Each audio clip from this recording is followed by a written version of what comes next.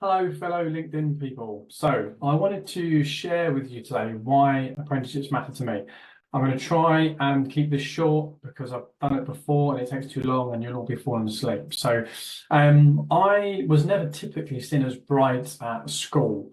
But now I know that really that was more around the types of learning and evidencing that I knew and understood those things. So I managed to, through grit and determination, got through school, got into college. I excelled in the programs and subjects where I was allowed to practically apply myself to cement my understanding of that thing.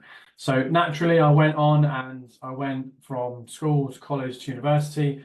There was no advice or guidance around that time to do with sort of the wider apprenticeship world. It was really purely to do with the traditional trade type of tips and plumbing and those sorts of things. And I wasn't interested in that.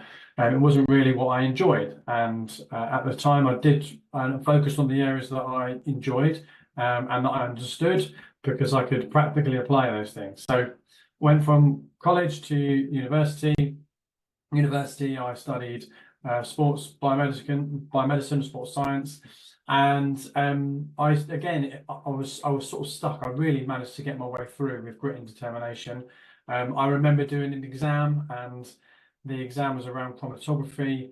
I didn't understand any of it, but I managed to power read over 10 pages. And when I did the exam, I passed it with flying colours, which really does not show any understanding of chromatography whatsoever.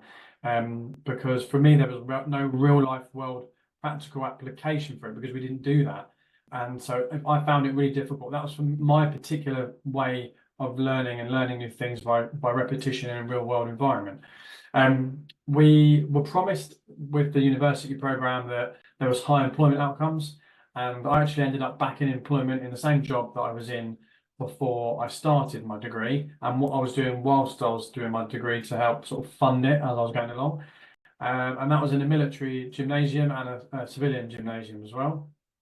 And at the time, there was other people in the gym that I was working with that hadn't gone to university that were doing work-based courses. So there's this tutor turning up every few weeks, every month, whatever it was, teaching them a new element, a new part of the program. And I wasn't allowed to get involved in that because I'd already studied at a higher level. So they were doing some things that I hadn't done, which I really wanted to get involved in. But at the time, there were funding restrictions and I wasn't allowed to do it.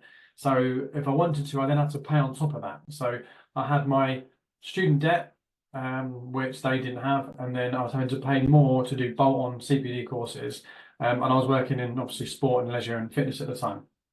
I carried on doing that for a while, worked in various different gyms, personal training, different types of settings, if you like, traveled and things like that, which is great. But it was my first taste to work-based learning was seeing other people and being really intrigued in that and wanting to get involved when I couldn't. And I felt that I could be that person to help others. So I ended up applying for a job as a tutor, an assessor, with a large organisation at the time when that particular sector was booming with apprenticeships and work-based development. Not so much now, but at that time it was, and I had a great time and tutored for a while. And then I was lucky enough to experience different areas of work-based learning, quality, the management side, working to KPIs, all that sort of thing, and a lot of the red tape and understanding all of that.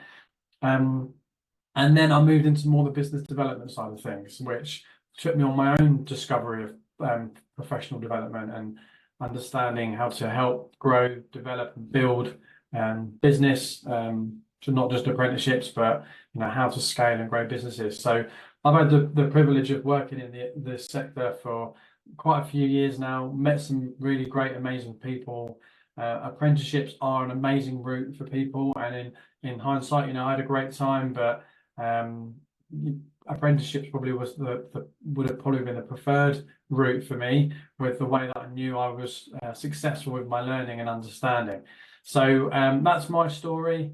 I'm sure you've all got your own apprenticeship stories and why apprenticeships matter to you, but it's been a real privilege working in this sector. Even though there's always lots of different controversy and things going on, there's great people always willing and supportive and passionate around developing other people. So yeah, it'd be great to hear other people's stories and connect with other people. So have a great rest of the week.